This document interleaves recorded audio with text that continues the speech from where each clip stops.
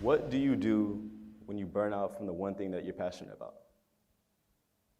On May 25th, 2020, the entire world lit on fire. When George Floyd was murdered by police officer Derek Chauvin, the entire globe erupted into protest. I was angry, I was frustrated, I was sad, but I put all these negative emotions and I channeled it all into activism. You see, me and my friend Victoria, we started a coalition called Wake County Black Student Coalition, where we united high school students across the entire county and fought against systemic racism in our education systems. At just 17 years old, we spent our entire summer break trying to go protest, call school board representatives, attend town hall meetings, drumming up noise emphasizing that Black students matter, trying to show the world how school resource officers and cops unfairly target our Black and BIPOC students, and that we need to divest and reinvest into our students with more mental health, more counselors, not cops. If you attended a protest during this time period in downtown Raleigh, odds are that we were the ones leading it. And so with that being said, because I was out in the streets, I was talking to every news station, trying to be a voice for the voiceless. And I was talking so much, I didn't realize how this could negatively affect me. I didn't realize how cops could use this to their advantage. See, because I had such a well-known face and loud name, because I was so loud, the cops, they knew my face, they knew my name, what car I drove, where I worked, followed me home. These are all intimidation tactics that cops have used for a long time to silence Black voices. On May 27, 2021, it all caught up to me. On this day, I was arrested. I was arrested at a protest that I had no intentions of leading. For a reference, it was a counter protest. As soon as I got there, it was maybe 10 to 15 of us. As soon as we got there, cops looked at us and said, "Do not cross this line. If you cross this line, there will be trouble." We didn't want to tease them. We stayed from a far distance and raised our signs peacefully. 20 minutes go by, and I see two girls cross that imaginary line, and they're holding up a banner. I wait a moment, nothing happens, and I'm concerned. So I went over to go and warn them. As soon as I step over, I see 6 to 8 cops come hurtling at me. And I was detained. I started freaking out. But the first thing that went through my head was, what am I going to tell my parents? What have I done? Did I just destroy my future? How could I let this happen? My friend tried to talk to the cop. What did he do? What did he do wrong? He got himself arrested too. And as the cop is taking me to his cop car, he sits me down and he looks at me and he says, "What are you doing with your life? Why are you here? Why are you risking everything for this? You have so much to live for." I remain silent. And I get taken to jail and I'm getting processed.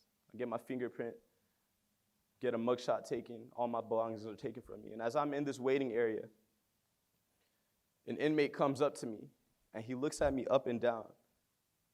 He says, "You look like you don't belong here. You look like you're supposed to be in college or something, man. What are you doing?" And my heart sank.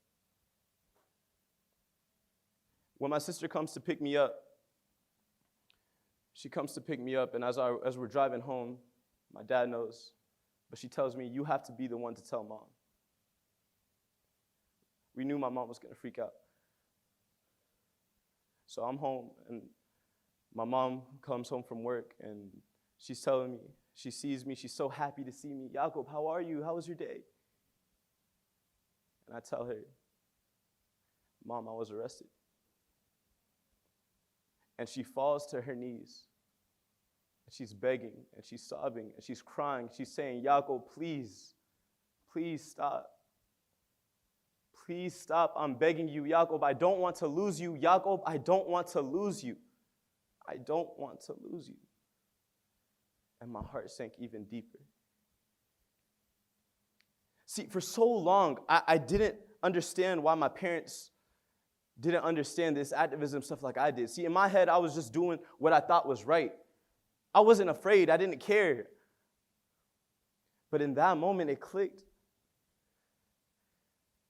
They support me. They just don't want to see their son lost. They don't want to see their son be another statistic. And so after for some time, as the days go by, I take a really long break. Took a break from the organizing, took a break from the protesting. And with that, it led to the coalition dying down. And I felt a lot of guilt. I felt so much guilt. I felt guilt for not creating a sustainable plan for the coalition. I felt guilty for not making a long-term plan. I felt guilty for not being out there. You see, I wanted to be my old self so bad. You know, the fearless one, the one that was not afraid to tell anyone anything. The one that was leading hundreds of people out in the streets every single weekend. But I couldn't. I experienced activism burnout. I was burnt out. See, activism burnout is a feeling of exhaustion, a feeling of frustration, sadness that can happen to people who want to do positive change in this world. I was so burnt out. See, the thing about activism burnout is that it sneaks up on you. It sneaks up on you when you least expect it.